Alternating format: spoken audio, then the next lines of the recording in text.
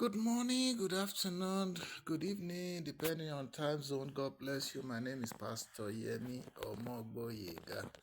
Thank you for visiting my channel. It's time again for us to talk about something. And the topic is when fear prevents you from loving. When fear prevents you from loving. There is this couple, and in their house, they had a tenant. The tenant traveled away, and the couple were at home. First day, second day, third day, a week passed. The tenant did not arrive. Now, the tenant was into this animal husbandry, poultry to be specific. He was rearing some broilers, and ordinarily he would leave enough food for these pets. And after the third day, the husband called the wife and said, this our tenant has been away for some time. What is the fate of these pets that he's keeping? Won't they be hungry by now?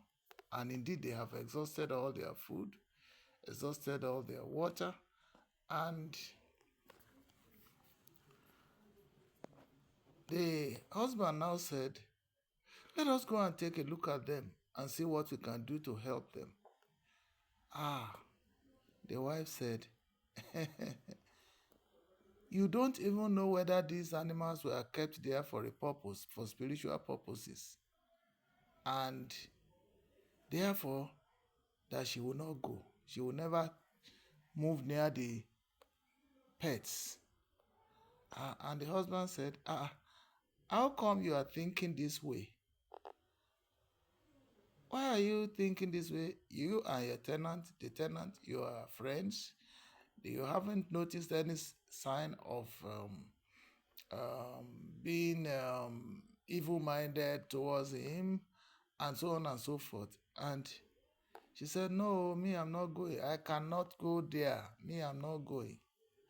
Okay, the husband took the step and said, okay, let us call up the fellow. And the husband called the fellow, and the fellow said, oh, Daddy, Mommy, I'm so sorry. Eventually I didn't ever think that I would stay so long where I went. Unfortunately, when I went there, I got sick and I couldn't come. Then the husband now said, then how about your chicken? How do you take care of them? They are not there, they will die. I said, this fear had even dominated my heart that, okay, these chickens must have probably died because the food supply would have been out, and there would have been no water, no care. And the man now said, okay, how do you feed them? Where do you said, okay, the food supply, I had to go and buy from so place and this and that and then that.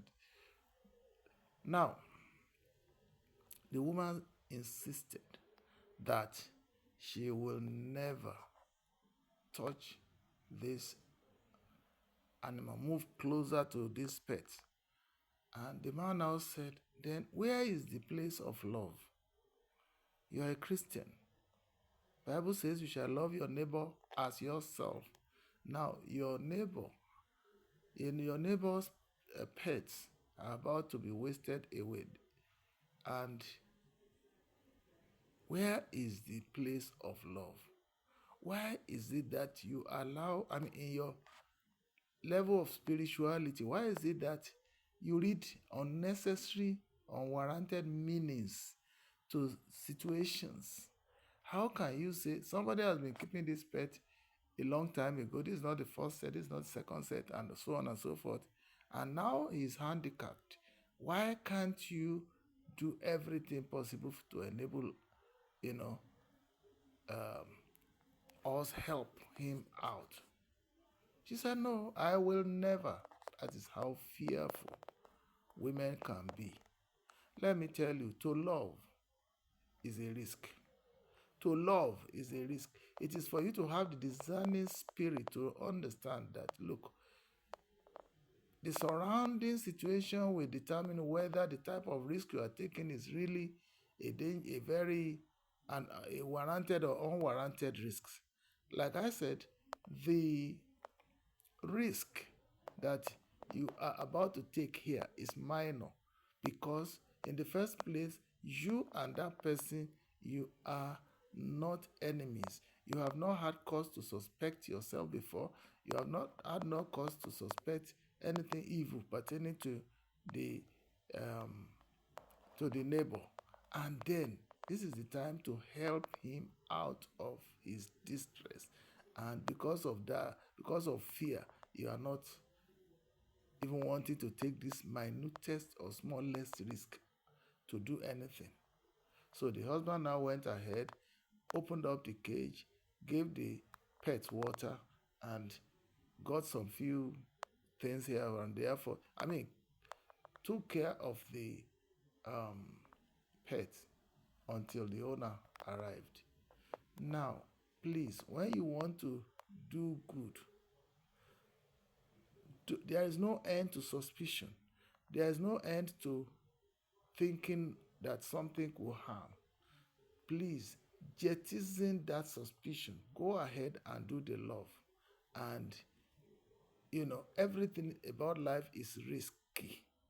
Just take the risk without imputing what you suspect to be there into the situation, thereby making you uncaring and making you not to demonstrate love where it is necessary.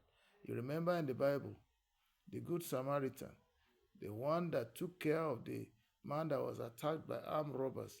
Um, the priests went past him because of the fear of not being accountable, of not being held accountable.